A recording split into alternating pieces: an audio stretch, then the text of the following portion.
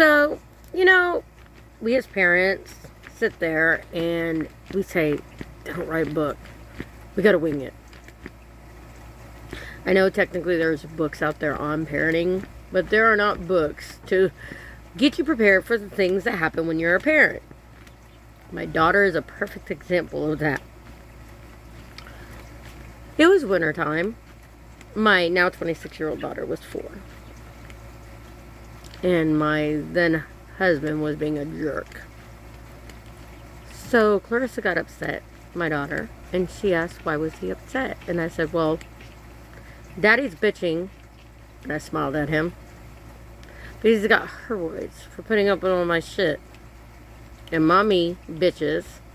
And I put up all his shit, so I've got hemorrhoids. Mother goes, huh? I should have known. I should have known to be prepared. But she's only 4, so what can she really say?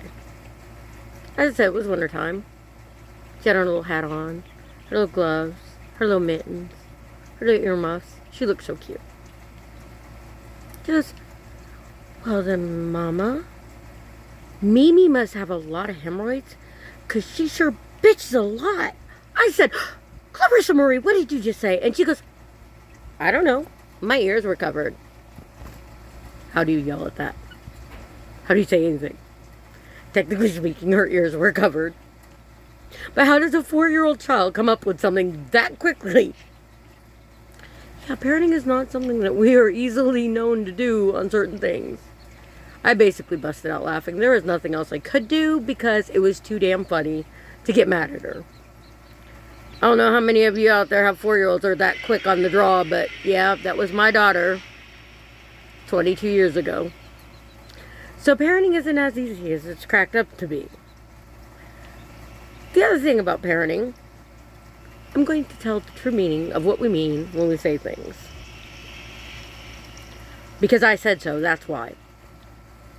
The truth is, we don't have the time or patience to explain to you why it's wrong. Nor do we really want to tell you why it's wrong. We want to quit you from asking, therefore we're going to say that just to shut you up. Truth. Then we have the age-old, don't talk to strangers. But then we stick you on Santa's lap and tell you to tell him everything you want for Christmas. And then he watches you while you're sleeping. How creepy is that? Then there's the line of, don't take candy from strangers. And then we dress you up and have you go trick-or-treating. Getting candy from strangers. Then in the morning when you, then when you get home, we say, okay, we've got to check through it to make sure nobody put anything in your candy to keep you safe. The truth of the matter is, we want to go through your candy and figure out which ones do we want before you get a hold of it. And yes, the next day when you wake up and you notice some of your candy's missing, we did eat it. It wasn't the monster under the bed. It was us. Also, we tell our children, don't lie. But yet we tell them Easter Bunny, Santa, Tooth Fairy, and we expect our children not to lie. Oops. Then, one thing that really bothers me, that other parents did, that I never did with my daughter. We expect our children to never get mad at us, to never have an attitude when they've had a bad day, and we tend to belittle their school drama like it's no big deal. I guess once we become a parent, we sort of kind of forget what it was like being a child and how much one little thing was massive to us. Because now that we're adults, we just get an attitude about stupid shit. And our family has to put up with it. But as a parent, we expect our children never to get an attitude? Doesn't that sound a little hypocritical as a parent? Yeah, that's a thought. And I'll say this much. When my kid was little, and she got in trouble, I would always go to your room and think about what you did. The truth of the matter was, go to your room so I can calm down so I don't beat the crap out of you with a freaking shoe or a fly swatter. I never did spank her when I was mad because I knew she's my little person And I know that when you're mad, you'll hit them harder. So I use that excuse as a teaching tool. I would tell her to go to her room and think about what she did.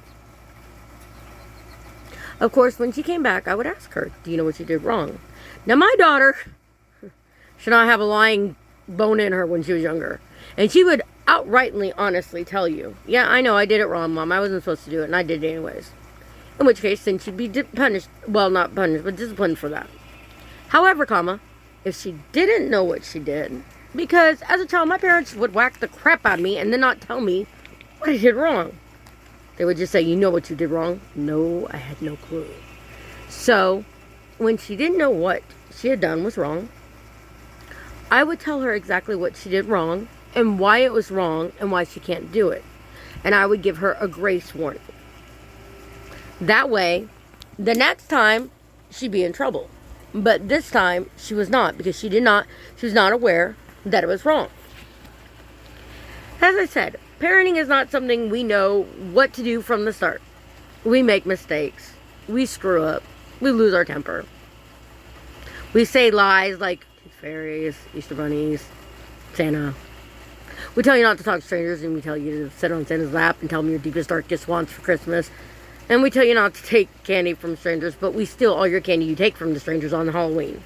So parenting is kind of a hypocritical talking out of both sides of your mouth.